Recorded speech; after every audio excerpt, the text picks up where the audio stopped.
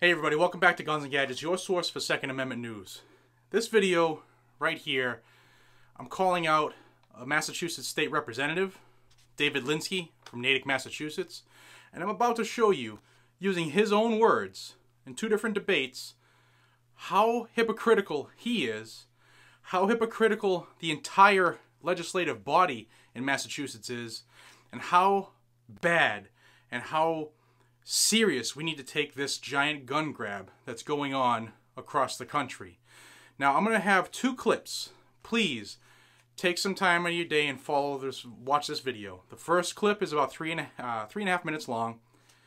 And in this video, this clip right here, Representative Linsky is talking about the opioid crisis. This was debated last week, and you'll hear on how he's pulling at the heartstrings and saying that the House of Representatives is not the place to write a life sentence felony where this is a strict liability crime. Okay, so he's saying that this is not the place to decide to give somebody life in prison over this crime. And this crime that they're talking about is they're looking to pass a law that would charge drug dealers that supply drugs to somebody. It causes them to overdose and die. So they're looking to put drug dealers in prison for life for selling drugs to people that kill them. Okay, listen to the clip. Members, this is a very, very serious situation. All of us in the room at this very moment know that our own communities have been hit hard by the opiate crisis. And I am sure that every single one of us has gone to wakes and gone to funerals of young people who died too soon. And it's a tragedy, and this House should be proud of what we have already done to deal with the opiate crisis in the state, and we know that there's more to do. I understand the heartbreak that the people, that our colleagues who are behind this amendment are feeling. We all feel that heartbreak. But respectfully, this is not the answer in this particular amendment. Under existing law in the Commonwealth of Massachusetts, the district attorney can bring a case under either second-degree murder or manslaughter on this set of facts already. And in numerous cases in Massachusetts today, those prosecutions are commencing under the appropriate set of facts where a drug dealer has, in fact, supply drugs to someone causing death. In the appropriate cases, they indict that individual and they prosecute those individuals on the very serious crimes of either manslaughter or second-degree murder. I understand the heartbreak. I understand the intention of those bringing forth this amendment. We all feel this. But the floor of the House of Representatives is not the place to write a life sentence felony where it is essentially a strict liability crime. We all are searching for answers, for an answer of the heartbreak of the opiate crisis in Massachusetts. I agree. Drug dealers who deal this type of drugs deserve to go to prison and go to prison for a long period of time. If you cause death and the case can be proven, then by all means, bring a case of manslaughter, bring a case of second-degree murder, and prosecute it. But we don't have to create this crime today in this way. The existing law in the Commonwealth of Massachusetts covers it. In reality, a study is absolutely appropriate to see whether or not the existing laws are working. But the floor of the House of Representatives, when we're debating a crime bill, when we have 200-odd amendments, is not the place to draft legislation that would cause a strict liability, creating a life imprisonment penalty that would have to, quite frankly, pass the approval of the Supreme Judicial Court, and quite frankly, I'm not confident that this wording would. So with all due respect, I would ask that the further amendment be approved. Okay, so you see in that clip that Linsky is saying there are already laws on the books. We should do a study to make sure the laws are working. In essence, use the laws that are on the book. You heard him reference that a DA can charge somebody with manslaughter or second-degree murder based off of selling somebody drugs that leads to their death. Okay, so the laws are already in the books. We should do a study, which means push this off totally so that it never happens. That's what happens with studies. We should do a study, and this is not the place to decide to give somebody life in prison. Now watch this. Thank you, Mr. Speaker, and through you to the members. Mr. Speaker, I am offering an amendment today that will continue to make the Commonwealth of Massachusetts the safest state out of the 50 states in the Union with the lowest rate of gun violence out of all of the 50 states. Mr. Speaker, this country faced a tragedy of unspeakable proportions last week when 58 innocent people lost their lives in Las Vegas and more than 500 more were seriously wounded.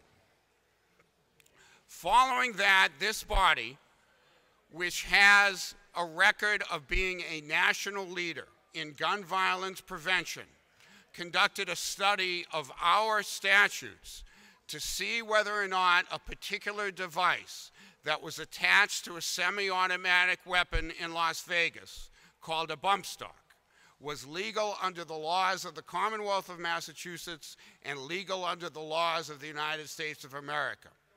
Unfortunately, this particular device, which is designed to increase the rate of discharge of an otherwise legal semi-automatic weapon to mimic that rate of discharge of an automatic weapon, is in fact legal under the laws of both the Commonwealth and the laws of the United States. We as a civilized society cannot allow this type of device to be in private hands. This particular device, known as a bump stock, or other similar devices that are used to alter an otherwise legal rifle, shotgun, or firearm to increase the rate of discharge, has one purpose and one purpose only. That purpose is to kill or to wound as many people as possible in as short a period of time. We have to draw the line somewhere. Bills are now pending in the United States Congress and in other states, but Massachusetts is once again leading the way in gun violence prevention. We have an opportunity today, by the passage of this amendment and then eventually the enactment of this bill, to ban bump stocks and to ban other similar devices. The statute that I am proposing today would read as follows. Whoever possesses, owns, or offers for sale any device which attaches to a rifle, shotgun, or firearm, except a magazine, that is designed to increase the rate of discharge of the rifle, shotgun, or firearm, whoever modifies any rifle, shotgun, or firearm with the intent to increase its rate of discharge shall be punished by imprisonment in the state prison by not less than 3 nor more than 20 years. Again, this type of device has no place in civilized society. Today, by taking this action, we in the Massachusetts House will be leading the way once again. We in Massachusetts should be proud of the way that we have handled gun violence. We are proof that strong gun laws work and that strong gun laws reduce gun violence. In this country, 33,000 people a year die by firearm use, 93 people a day. That is a tragedy, and it is a statistic that we as a nation should be ashamed of. But here in Massachusetts, we have consistently taken steps, led by this House of Representatives, led by you, Mr. Speaker, to reduce firearm violence as best as we possibly can. There is always more that we can do. There are always loopholes that we can fill. And today we are taking an important step to fill a loophole. On another day we may do more, but today we have this opportunity. I'd ask that all of us join in passing this amendment when this bill is enacted. Thank you, Mr. Speaker. Now, the same ass clown, 27 days earlier from the opioid debate, was just chomping at the bit to take away our Second Amendment and to limit our rights and take away the bump stock. You saw that previously he didn't want to take any action that would lead to someone going to prison for life. This was not the place. But when it came to guns, this is the place. In fact, he even said, we have the opportunity to ban the bump stock, to lead the way, to give somebody, he says 3 to 20 years, but when it actually passed, it did pass the next morning, that now you can have life in prison for the possession of a piece of plastic. Not life in prison for supplying somebody with illegal drugs that leads to their death, but for owning a piece of plastic. That is how hypocritical David Linsky and his frickin' cronies on Beacon Hill in Massachusetts are. And it's not just in Massachusetts. These idiots are spreading. They're funded by George Soros, they're funded by Michael Bloomberg, and it is spreading.